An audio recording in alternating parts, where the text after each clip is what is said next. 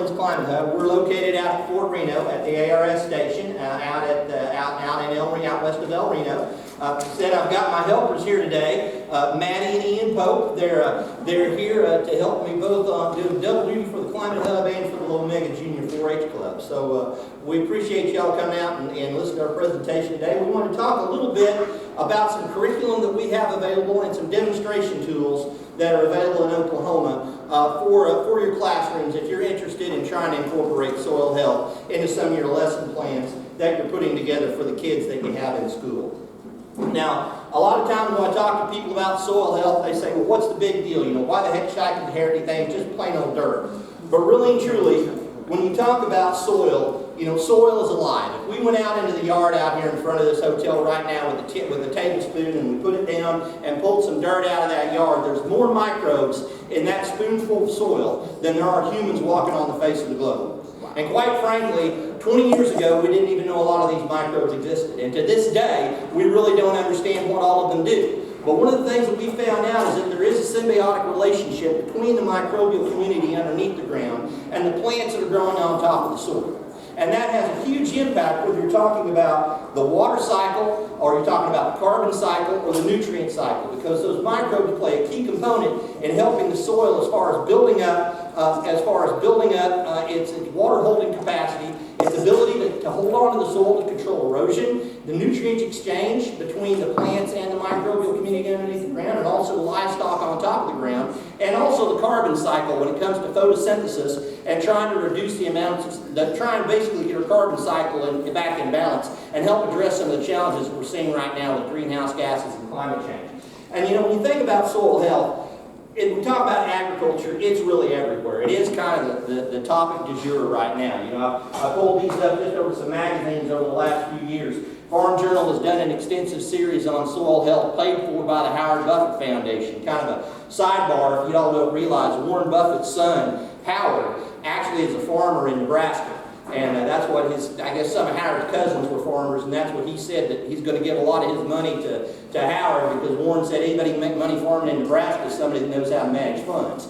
And he's a big, huge soil health champion and been paid for work with the Farm Journal Foundation. Of course, progressive farmer, successful farmer, you really can't pick up a agriculture publication or listen to a farm news broadcast anymore without hearing something about soil health or regenerative agriculture, which has kind of become the topic now, especially among policymakers in Washington, D.C., as they talk about using the way that we manage our land as a way to address those natural resource issues that I talked about: climate change, water quality, wildlife habitat, making sure that we've got a sustainable resource base to feed and clothe the world, because it is a challenge. And from a USDA perspective, it's something that we've been pushing for a long time. I work for the Climate Hubs now. Prior to that, I worked for the Oklahoma Association of Conservation Districts. We partner extensively with USDA, NRCS. In fact, NRCS pays my salary now working with the Climate Hub, to be honest with you. But the idea of protecting and improving the health of the soil really is a culmination of all the work that NRCS has been doing going all the way back to the Dust Bowl days. Because those same things that we want to do to help control soil erosion also help us improve the health of the soil. They've also been the same things that states like Oklahoma have done to help address non-point source pollution. Now, from the Climate Hub's perspective, one of the things that we've tried to do is to reach out to youth throughout the region. And I'm going to talk a little bit about some of the information that we've put together. But continuing on why soil health is important, you know, I mentioned I work for the Southern Plains Climate Hub. We cover the 3 states of Oklahoma, Texas, and Kansas. And when you think about just soil erosion alone, to this day, in the United States, on average, we lose 5.8 tons of soil per acre per year. That's how much soil we lose on average in the United States. And now in Oklahoma and Kansas, we do a little bit better job than that. We only lose about 2.5 tons of soil per acre per year. And I always tell people that was some of the best conservation work anywhere on the globe. You know, a lot of people don't realize the drought from 2011 to 2015 was worse than the drought of the 1930s that helped cause the Dust Bowl. Now, did anybody hear about the major Dust Bowl from 2011 to 2015? Now, there was some dirt moving around, but nothing like we saw in the 1930s, where storms would start in the southern plains and go all the way out and cover ships 300 miles in the Atlantic Ocean with an inch of dust. So we do great conservation work in this state. But, you know, I'd like to pick on our neighbors to the south. They do a little worse work. They lose about 8 tons of soil per acre per year. Now, that makes us pretty proud that we're not losing as much soil in Oklahoma as they do in Texas. But if you do the math, on average, for every pound of wheat we grow in this state, we lose 3 pounds of soil. Now you stop and think about that. All of civilization rests on an inch of topsoil. But for every pound of wheat, we lose 3 pounds of soil. That's not sustainable, whether you're talking about protecting our resource base or feeding 9 billion people by mid-century. So it's critical that we understand that we do that. And, you know, the impact of soil health, I mentioned water quality. Fun fact, a lot of people don't realize this. Oklahoma has taken more streams off the EPA's impaired list than any other state in the nation. I don't know if y'all realize that or not. Almost 100 streams have gone off the EPA's impaired list, primarily through voluntary conservation efforts. These soil health practices that we talk about trying to push with folks, things like no-till, cover crops, better pasture management. So it has a huge impact on water quality and quantity. And of course I mentioned the Dust Bowl. And you know, we all know from Oklahoma history, from U.S. history, you know, that's the greatest man-made ecological disaster of modern times. Desertification on a great scale. We were basically doing what took centuries in the Sahara Desert, we were doing in less than a decade in the Southern Plains. So clearly it can have a huge impact. And then of course climate change. And you know, a lot of times you work with the Climate Hub, I talk to agriculture producers, I say climate change, sometimes folks give you that kind of funny look. I'll tell you right now, you may not believe in climate change, but I have yet to find a person in any crowd that I'm ever at that doesn't believe in droughts and floods. And that's really what we're talking about, is extreme weather that's being put on steroids. When you talk about climate change and its impact, especially on the Southern Plains, that's really what we're talking about. What you're seeing in the Western United States now, too. I mean, you just stop and think about the fact that there's still the same things that impact our weather that's always happened. And like I tell folks, the climate has always changed, always has changed, just like erosion has always happened. The Grand Canyon is nothing but erosion that happened over eons. The 1930s, we sped that process up, we got the Dust Bowl. Right now, what we've done is just taken that natural climate cycle, kicked it into high gear, and what we're seeing now is the results with what we're seeing as far as the changing climate. Now, what is soil health? Soil health is defined as the continued capacity of the soil to function as a vital living ecosystem that sustains plants, animals, and humans. The soil is a living ecosystem unto itself. One of the things when I was a kid in school, I grew up on a dairy farm. And I gave a lot of 4-H and FFA dairy talks. If you've ever heard a kid give a dairy talk in FFA or 4-H, there's almost always the obligatory line where they talk about calcium. And they say, if you need more calcium in your diet, and if you want to, take a calcium supplement's good. Drink a glass of milk's better, because a glass of milk also has vitamin D, vitamin B, vitamin C, all the other nutrients that help your body more readily assimilate calcium. The soil works the same way. Putting down commercial fertilizer is good, it's necessary. But if you don't have a healthy subsoil microbial community that helps those plants take those nutrients up, roughly 60% of the fertilizer you're putting down is being wasted. I mean, you might as well go throw your dollar bills in the creek instead of putting down the fertilizer, because that's basically what you're doing. So again, it's important that we recognize that it's an ecosystem. This ecosystem speaks to the importance of managing soils so it's sustainable for future generations. To do this, we need to remember that soil contains living organisms that when provided the basic necessities of life, food, shelter, and water, before the functions required to produce food and fiber. And that's really what we're talking about, helping to maintain that resource base and continue to produce the food and fiber that we need. Now, the principles of soil health are pretty simple. First principle, provide soil armor. You've probably heard people talk about no-till, strip-till, making sure that you minimize cultivation or eliminate cultivation from your production system so that you can make sure that the soil is armored and that you don't have as much runoff, that you're controlling erosion. Minimize soil disturbance. Again, that goes along with providing that soil armor. Plant diversity. Nature abhors a monoculture. And one of the things that we want to do is we want to make sure if we can have something, as much diversity in our operations as we possibly can. Crop rotation, cover crops with multiple varieties in them. Continued as much something green and growing as much as possible with a live root in the ground. You want that because that's feeding that microbial community, that exchange of carbon coming in through CO2 into the plant through photosynthesis, and then feeding those microbes, basically simple sugars that are converted by the plant, that they in turn help with the mineralization of nutrients to make them more readily available for the plant. That's something that we want to continue to do to help with that symbiotic process. And then livestock integration, because I mentioned the water cycle and the carbon cycle, the nutrient cycle is part of this as well. And if you have, as far as nutrient cycling, livestock is extremely important where applicable if you can incorporate livestock to help with that. Now, a lot of what I've talked about, when we started trying to figure out how to reach some of the kids to get some of this information out there, One of the things that we ran into is that there really wasn't a lot of curriculum resources out there for junior high, high school, and grade school kids. And so starting back in 2017, we sat down and worked with NRCS and an outfit out of New England called the Soil Carbon Coalition to put together some soil health curriculum. I actually, on these flash drives right down here, I have a free copy of it for anybody that would like. I think I got enough for everybody. If you don't, let me know. I can get you a copy of it, or I've got an email address where you can go online to the Soil Carbon Coalition to download it, or you can go to the Climate Hub website to get it as well. Now, it's designed to be as a supplement or as a tool to build a separate class. When we set this up, we actually had FFA chapters in mind, but it's something that works for science classes as well. We've had some 4-H instructors use it. Actually had folks use it for adult education, quite frankly, in some of this water quality work that we do throughout the country. But it's actually set up where if you want to incorporate soil health into your ongoing science lesson, or if you're an ag teacher that wants to have a soil health class lesson or two as part of what they're doing in their vocational agriculture educational instruction, or you want to build a whole class around soil health, you can do that. You can use this curriculum to accomplish any of that. It meets all the STEM, National Councils for Ag Ed standards, Common Core, and Next Generation standards. With the folks with the Carbon Coalition, and that's why we worked with them. They actually had some educators and some curriculum writers that they had worked with on some other projects that helped us put together and make sure that it met up with those goals. It's free to download again from the Hub or from the Soil Carbon Coalition. In fact, there's the website. We've actually had some success with it. We've had about 50 countries, folks from over 50 countries have downloaded the curriculum, and from about 43 states now. So it's free to download if you want the most updated version, because the Soil Carbon Coalition is constantly going in and updating the information that they have on the website. But again, it's something that's available, and I do have copies on flash drives down here if you just want to take one home and play with it a little bit.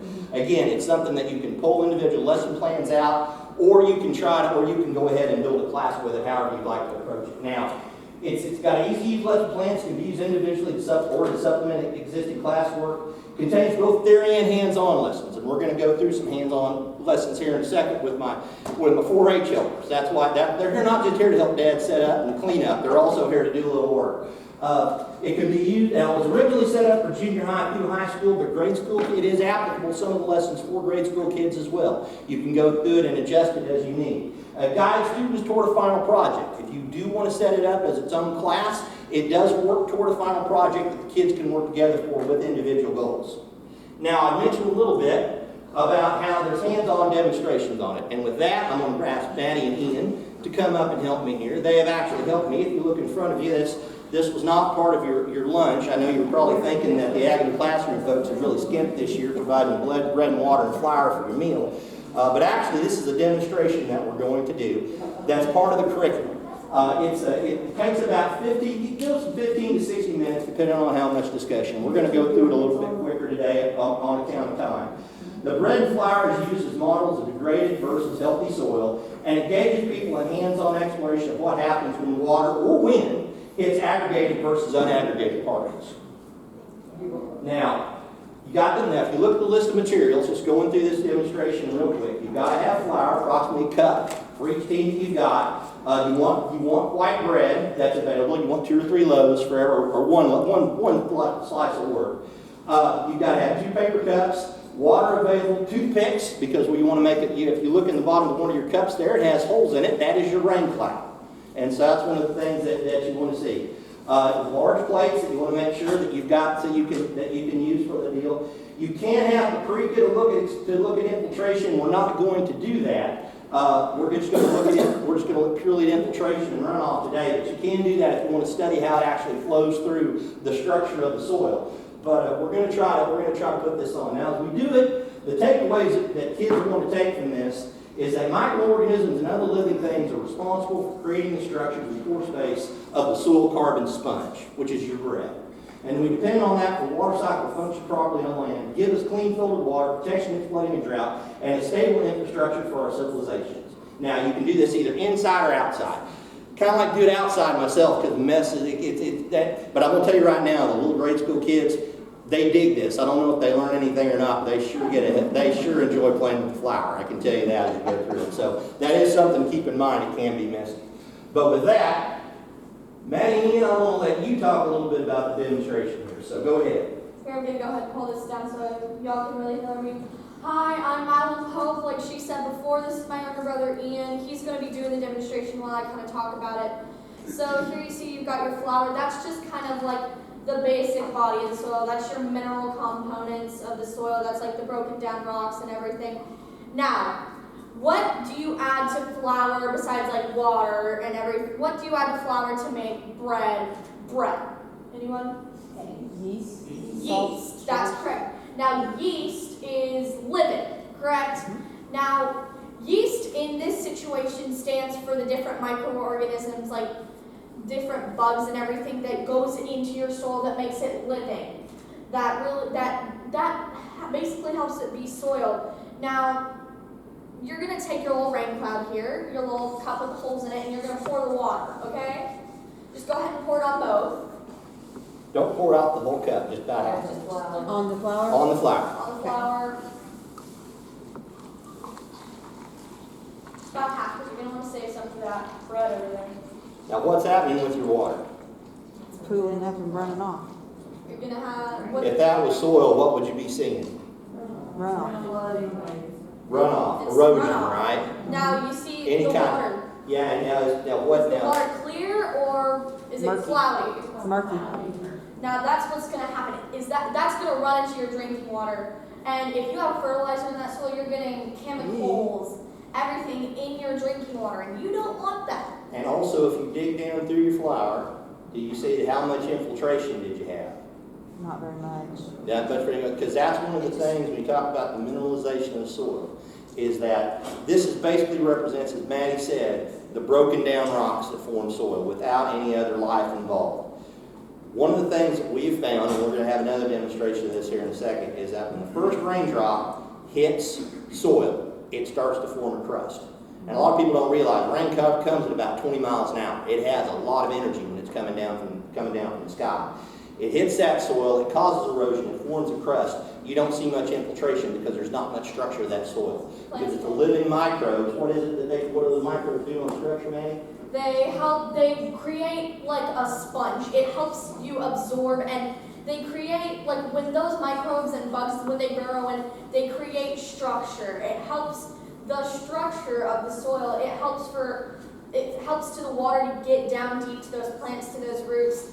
One of the terms that one of our partners says it's the snot, poop, and ooze that comes off of those bugs. Plus, there's also fungi underneath the soil, one specifically glomalin, that helps form those soil particles. And if you don't disturb it, that soil looks like it's solid when you see like grassland, but actually there's cracks and fissures all through that because those soil particles are separated.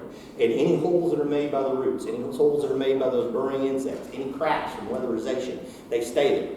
Whereas when you have tilled soil, it collapses in on itself. So those microbes actually help. In fact, it's estimated organic matter, when you have photosynthesis, a lot of the carbon dioxide is sequestered in the ground in the form of organic matter, which is roughly half just basic organic carbon. But that serves as the food and home of those microbial community that I'm talking about. It's been estimated by ARS for every 1% increase in organic matter, you can increase the soil water holding capacity by over 25,000 gallons. Now you stop and think about that. That's a lot of water. In fact, just no-tilling alone in Oklahoma State University came out with a study a few years ago. No-till alone is the equivalent of a 3-inch rain.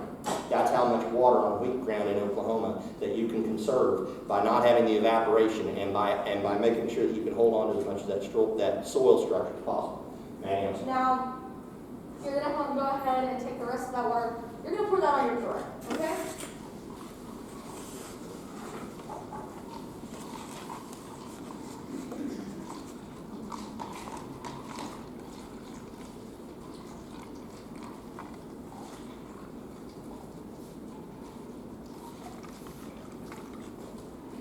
It doesn't all have to come out. As much as you can get on there. Now, look at that bread. Look at that. What do you see? It's soaked in and the water's clear. What? Soggy bread. But what do you think, like, in the sense, what did you say? Absorption, that's correct. Infiltration. The water gets down into those roots and it helps your plants grow. Now, with those microbes, this is the soil that's got like the microbes, got the bugs, got all the little cracks and crevices, and like the glue, like he said, the poop, snot, and ooze that those bugs have, that helps hold the soil together. Now, if you were planting plants, where would you want to plant them? Would you want to plant them in this flower or on the branch? Right, because your plants get that water and your crops grow. Now, if you're building a house, where do you want to build the house? The brick, actually, because if you're building a house, the house is going to be unstable on here. If rain comes down, it'll be unstable. You're going to want to have stable ground for your house. Now, if you can see, was there very much runoff at all? Was there any runoff? Was there any erosion to the brick besides it becoming soggy? No. Exactly. That means your plants, that gets all the water. And by that water coming down, those plants are using that and the carbon dioxide from the air and the sun, and they're doing photosynthesis, and they're making photosynthesis, making those simple sugars, making that oxygen, putting everything out into the air, and using photosynthesis, they capture carbon. Carbon is one of the emissions you take from cars and different plants and everything, and that's a lot of the reason for climate change. Carbon's not good for our atmosphere. Now, if you plant those crops and it grabs the carbon out of the atmosphere, it's helping the environment. And that goes back to what we said, the carbon cycle, talking about trying to bring the carbon cycle back into balance. It's just like I told some kids the other day. Like I said, climate change has always happened, it always will happen. All we've done is taken the process and speed it up. When we brought fossil fuels up, they are what we say they are. They are fossil fuels. They're plants and animals that died millions of years ago that were turned into oil, gas, and coal. We brought it up, we burned that, we released that carbon into a process just a little faster than nature would have done it. And when it did, those greenhouse gases went into the upper atmosphere, captures more heat, which in turn affects our climate and affects our weather patterns, and that's what we're dealing with now. No. Nobody's fault, nobody wanted to do it, but it's getting that cycle back in balance. As Maddie said, you're holding on to more of your water, which goes to your water cycle.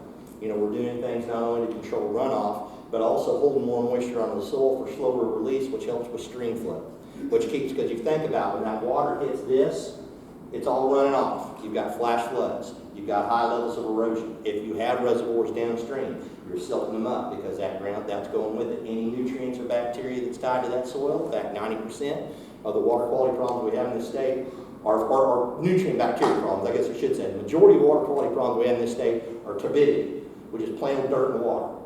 But the nutrients, bacteria, you hear about phosphorus on the Illinois River. We've had some challenges with nitrogen on the North Canadian River. It's tied to the soil particle. If we can control soil erosion, we can control most of that's getting into the water. It's all tied together. And that's what we always say, the secret's in the soil for a lot of this stuff. Whether it's the carbon cycle, the water cycle, I mentioned nutrient cycle as far as livestock incorporation and helping with that nutrient returning, those nutrients returning back into the soil and that nutrient exchange. That's extremely important. And so those are some of the lessons. In fact, on the takeaway on this, at the activity, we want to talk about how extreme weather will affect healthy versus degraded soil. Picture healthy soil as that living sponge-like structure. Again, as Maddie said, the yeast, the heat, somebody mentioned eggs, biological activities, what it boils down to. Taking that flour to turn it to bread. The same way, mineralized soil with living microbes, with bugs, bacteria, and fungi are the same way. It acts that same way. Understand that sand, silt, and clay are the mineral portion of the soil, and living organisms create soil structure out of those minerals.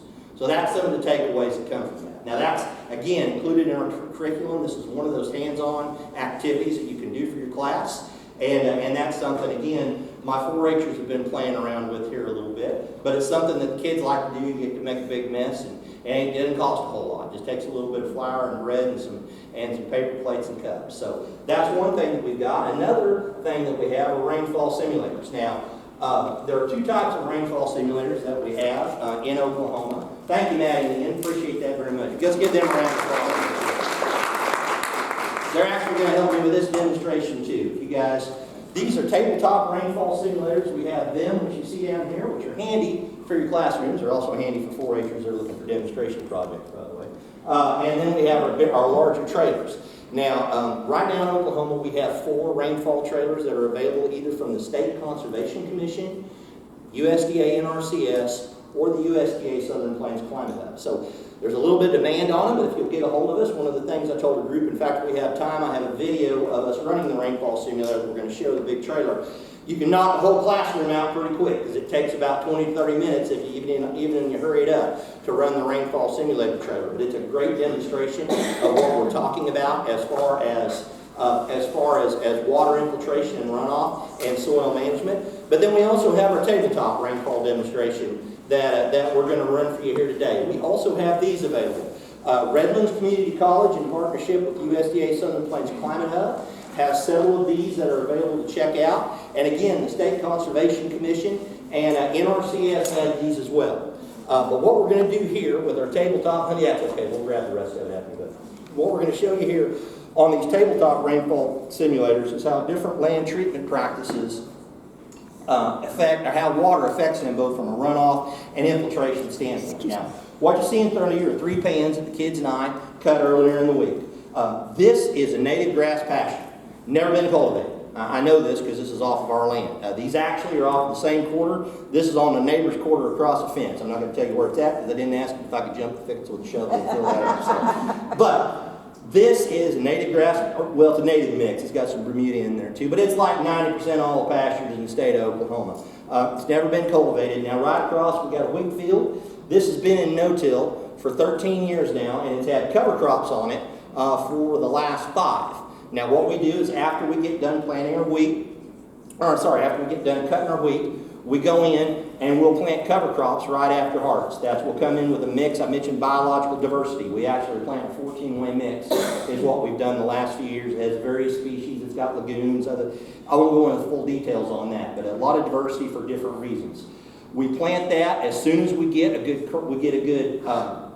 stand on it. We'll turn calves out on it, graze it for about 60 days or so, pull them off, do a quick hit with herbicides, plant our winter wheat in the stubble. We'll get us a good stand, say late part of October, first part of November. We'll turn calves out on that, pull the calves out on March, cut the wheat. The only thing we're doing different than our neighbors is instead of going out, tilling up the ground, we're going in, we're planting cover crops, and we're having another calf crop, basically, is what we have off of that. So it helps, again, avoiding diversity.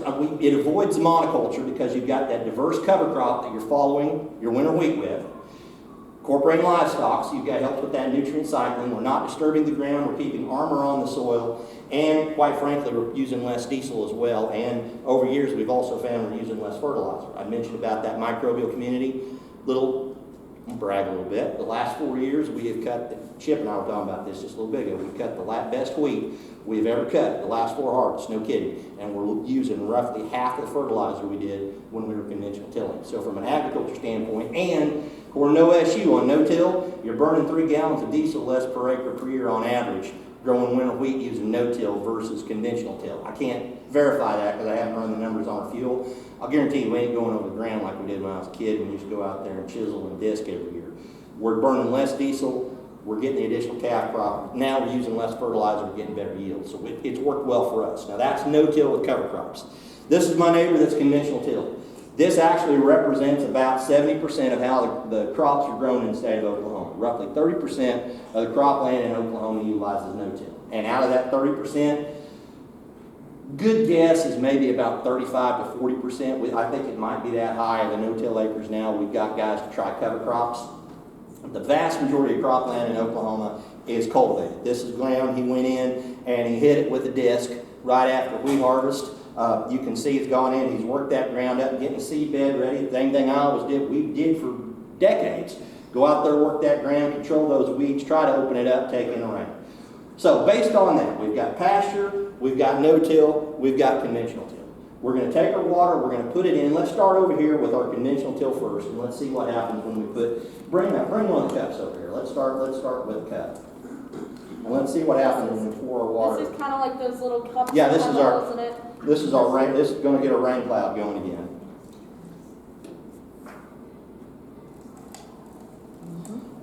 Here, go ahead and bring that picture real quick. But you can see as soon as that water first starts to hit, what's it starting to do? It's running off. You're seeing a little infiltration maybe coming down on the corner where that hole is that's being made by the stand.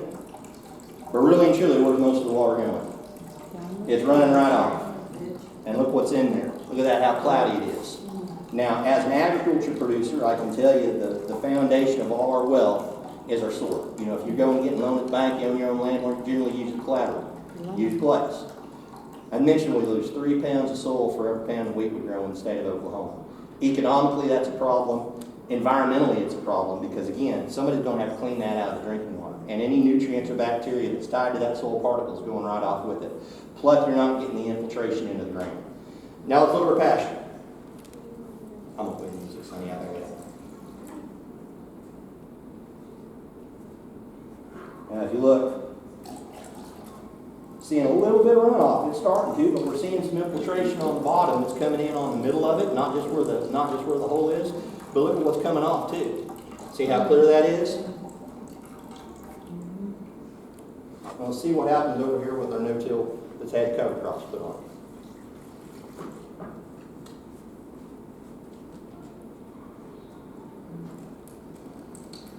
Reacts a lot like the native pasture does, doesn't it? You're seeing a level of infiltration. You've got some runoff, but again, you don't see the level of erosion. You know, it's kind of counterintuitive. When I was a kid, we were taught that you had to go out and work the ground up to take in a rain. And you always used to say you wanted to bring that moisture up to meet the rain. Well, that's what you're doing. You're bringing it up and it's evaporating. We lose an incredible amount of moisture in this state to evaporation. And like I said, what you're actually doing when you think you're opening it up for rain, you're actually destroying the structure of that ground. You're killing that microbial community that helps build that soil structure and helps with that nutrient exchange.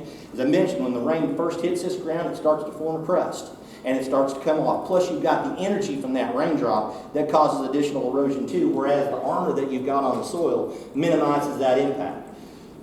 We call it biomimicry, trying to mimic the way nature operates. And that's really what we're talking about. Fun fact, a lot of people don't realize this. There has never been a definitive study, ever done at a university that says it is absolutely necessary to till the ground to grow a crop. Because it's just the way we've always done it. It's just common sense. You know, Og and Thad and cavemen figured out to scratch the ground, put in seed, and get rid of the weeds, and that's just how it's always been done. There was actually a book written in the 1940s by an extension agent in Ohio called Plowman's Folly. And he was one of the first ones that started looking at this because that's what he said. When you look at nature, outside of glaciarization, nature doesn't plow. It just doesn't do it. And he said, is there a way that we can mimic nature to produce food and fiber? And because it was right after the Dust Bowl, trying to think about all these issues. And that's what we found out, is that a lot of these things, as far as trying to get these cycles back into balance, and not just help protect the environment and help protect the quality of water, but also help grow food and fiber and help producers' bottom lines, quite frankly. This is something that I, again, talking to a group of kids yesterday over in eastern Oklahoma, me and a couple guys from NRCS, said this is the most exciting development in production agriculture, and potentially as big a paradigm shift as the invention of the mobile plow. No kidding, it is that big, and we're still learning. We're still trying to figure this out. But bottom line is, as far as our purpose today, if you're interested in doing a demonstration like this for your classroom, incorporating it in, these are available to be borrowed from either NRCS or from Redlands Community College. You can get a hold of me, I'll have my information up there, or the State Conservation Commission, and either they can have someone come out and do something in your classroom, or you can borrow them and play with it yourselves. And like I said, I know especially at Redlands, one of the things we talked about as kids, you got any kids that are looking for a Boy Scout that's got a project that they're wanting to do on their Eagle Scout program, or you've got kids that need to do a demonstration for a science fair, or 4-H'ers that want to do it for a contest, whatever it might be. This is something that are available for those activities as well. Now, I'm looking to see how much time we've got. I think we've got enough time. I'm going to go ahead. This is the demonstration. Whoop, hang on, now I did that. You did have enough time, and I messed it up. Hang on. Well, hang on. Go around the corner. I'll make this work. Okay, while he's doing that, does anybody want the flash drive? Yes, please. Raise your hand. Okay. Well, what I'm going to show you real quick. This is a demonstration of the large rainfall simulator. I wish we had an opportunity to run it in person because it is really it's a great demonstration tool. But we did this at Redlands a couple years ago. I'm just going to go ahead and pass these out, and if you don't want them, you can put them back.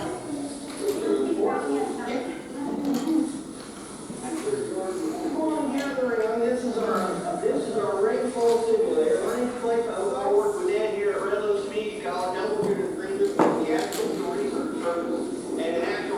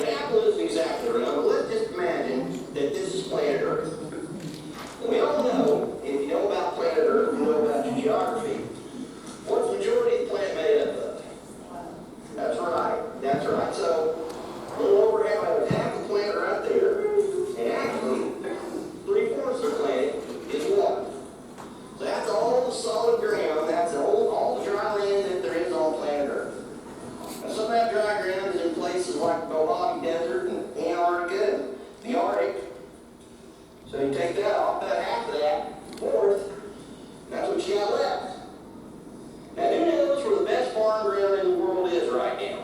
Who can tell me? Where's the best farm ground on planet Earth?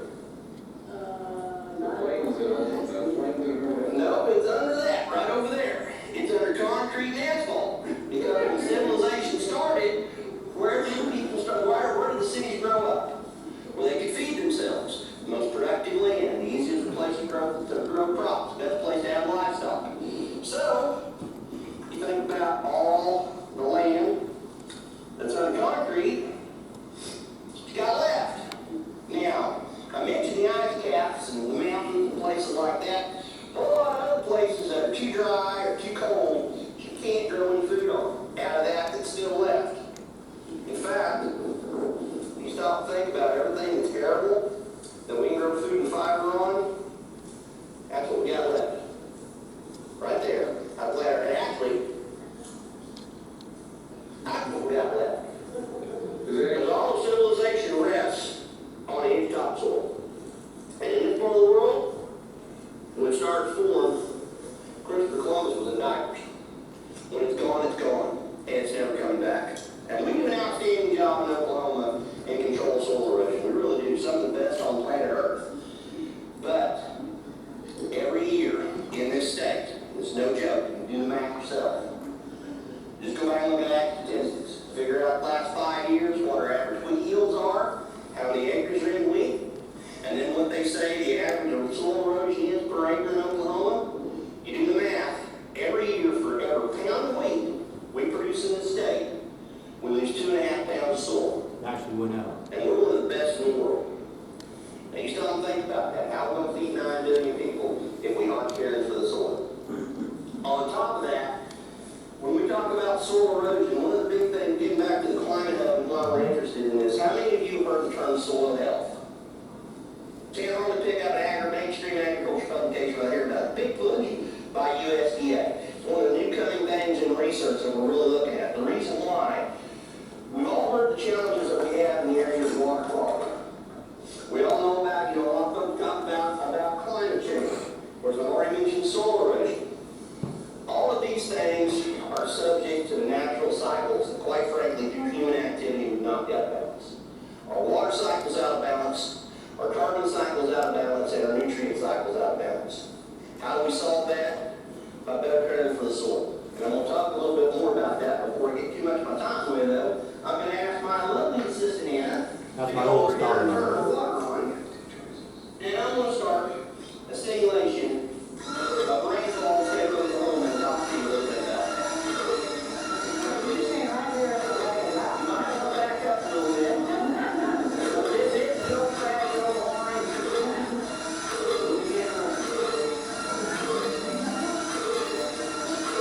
It's a bit loud. Now, what you're looking at here are different land management practices. This is Jane Prairie. When I say Jane Prairie, it's got some Bermuda and some other things in it. But this comes from a place that has never been cultivated. How do I know that? My family's land. This comes off of a pasture, 40 acres of pasture, that's in between 40 acres of cropland, and 40 acres, one side 80 acres of cropland on the other side of that 4 acres. Never been cultivated. This is a conventional wheat field. Now, don't tell my neighbor that I got this because I didn't ask his permission. This is wheat I've done that Holes all over the same place. place actually. I've done that right across the fence from this. Now, I mentioned this was a 40-acre plot. 40 acres that's next to that is this. This is no-till wheat. The last 13 years, this has not been cultivated. In the last 3 years, it's had cover crops in it. And this is conventional till land. If I say conventional till land, I dug that up a mile away from another neighbor's place. Wheat ground that we hadn't come up in yet. He said I could go in there and scrape some of his land. This is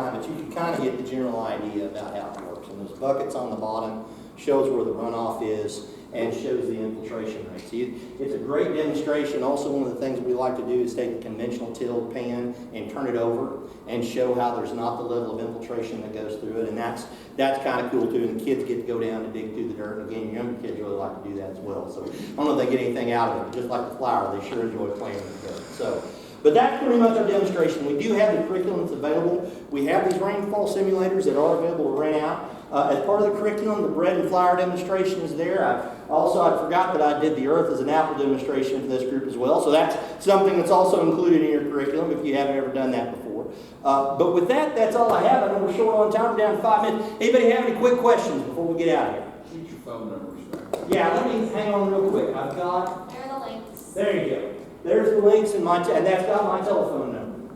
Amy Seeger at the bottom is the Soil Health Coordinator for the Oklahoma Conservation Commission.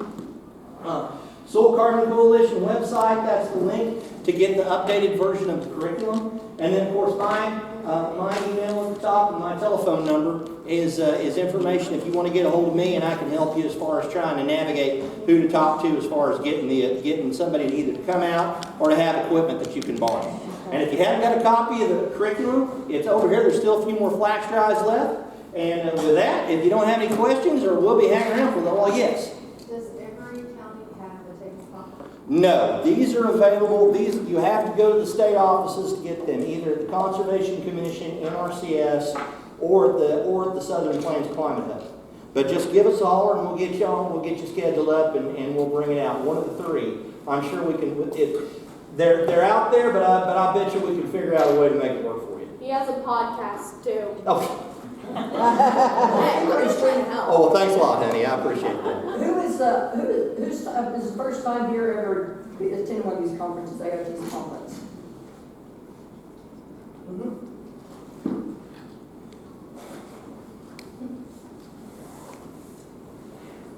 Well, again, thanks, guys, for letting us come. And if we can help in any way, please let us know. We'd be excited to come out and do something at your school or help you as far as getting something for yourself. Either way, make sure as far as the curriculum, please take a look at it and help us spread the word a little bit. So with that, thank you, guys. Appreciate it.